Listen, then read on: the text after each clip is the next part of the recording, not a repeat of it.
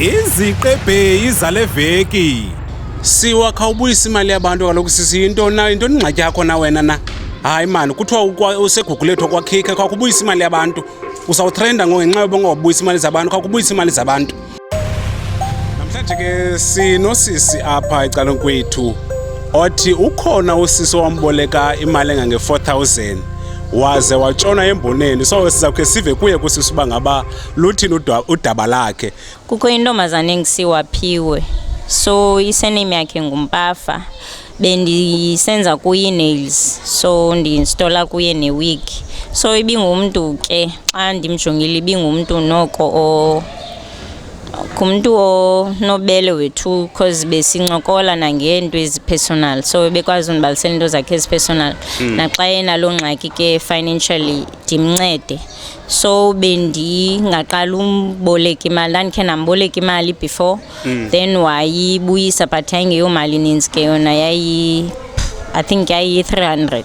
Then wayibuyisa but ayethubana ndiyikoleke before wayibuyise, kodwa ke into ebalulekileyo uba waye wanika back. So ke kwathapha ekuhambeni kwenyanga, this year ngoJune wazoboleka i-1.5 wabe thetha istory man. Kubone mos xa umane uncokola nomntu umfunda umntu uba i-weakness yakhe. So I think yowandifunda ke ba thine xa undibalisela istory sisedi yi-weakness yam leyo, then ndizawufila sorry for wena.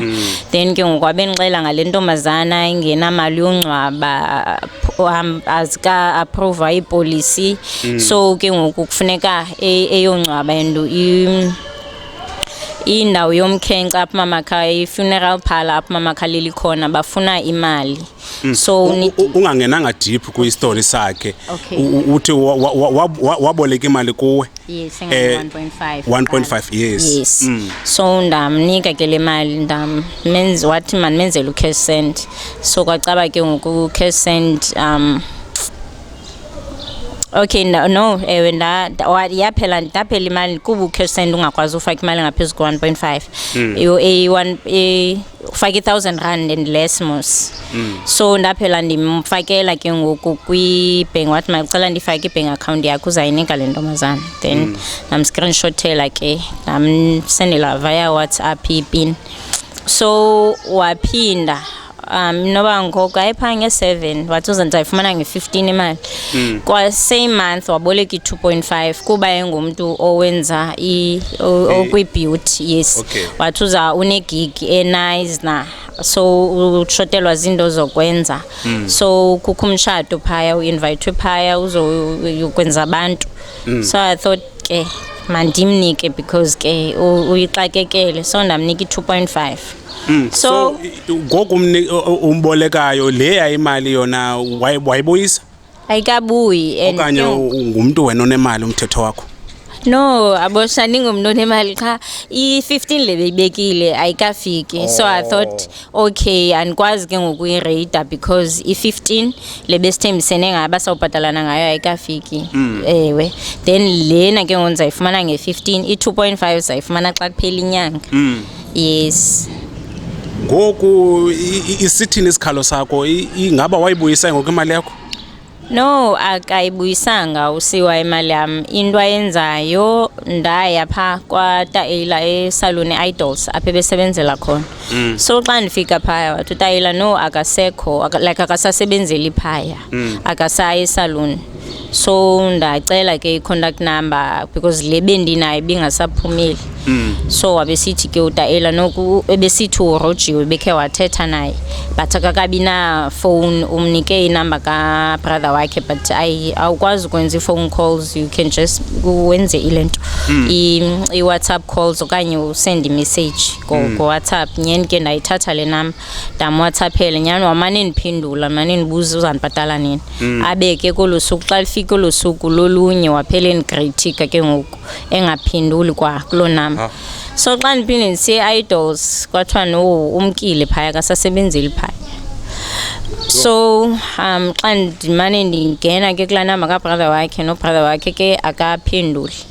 eventually ke wade wabe uyaphendula ubrother wakhe ngenye imini ndangena nje ndathi hayi ngicela undiphi inamba kaSiwa wandinika ndayigcina ke inamba kuba ndiqonda uba andifuna umwhatsappela mosikudala ndixelela izitori so ndicinga uba if ndiyamwhatsappela angandibloka so up until ke ngoku ndamfowunela I think it was the day before yesterday ndamfowunela wayiphendula athi ndim uNomandla ngicela imali yami wathi no don't date kanenza kunika Sunday uzoba ukhona Sunday so ngibuze ke mina ngizabe ngikhona phi wathi okay ngicela ubambe kancinci oko ke ndandibambile banisabambe namhlanje ukubambe sister sabambe nangoku so izolo naphinda namtraya khangayibambe bandimtrayile ke ngoku khona akayiphendule ade yabe yongena ke voicemail yes yeah usisi ke uye wasichwetha siyimikhulu productions uba ngaba ucela sikhe sijike lapha kuye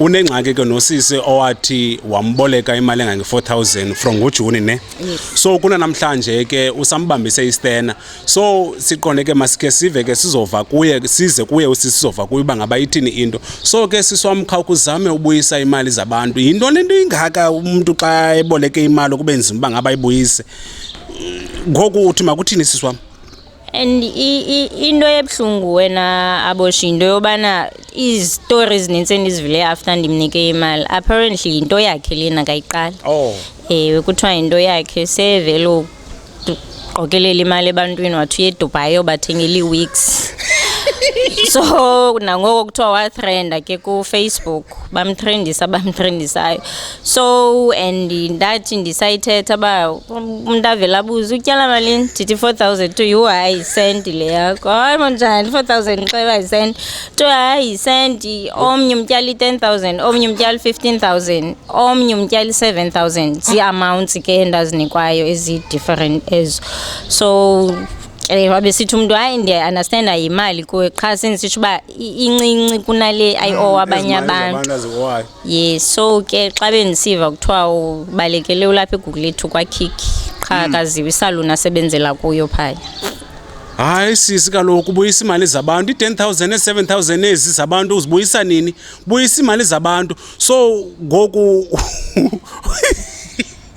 ixolo koyihleka so uthini ngoku khawukudlulisa umyalezo phaa kuye Siwa ndiyakucela sithando mani imali belingakunikanga uba ndinemali eninzi but ke ngoku I think sisifundo nakum ngoku andizophinde ndinike mntu mali whether yi-10 rand or yi-50 rand because bendicinga uba ndiyanceda if ngoku xa ungumntu i-problem yam I'm very patient and lenient and ke ngoku ndiyakuthanda unceda so if umuntu ke ngoku xa umncedile uza kutretize isibhanqa yabona ke ngoku so umoshele nabantu abaninzi ke ngoku sithando so bese ndicela nje ubuyisa imali yam because ke andikunikanga kuba ingenamsebenzi wesinandixelela uba imali yam yothini leyana but still awubonakalisi remorse kodwa ndakuxelela uba ngemini ethile ndizayisebenzisa imali so if ungabe sowuyibuyisile then wapromise ubuzayibuyisa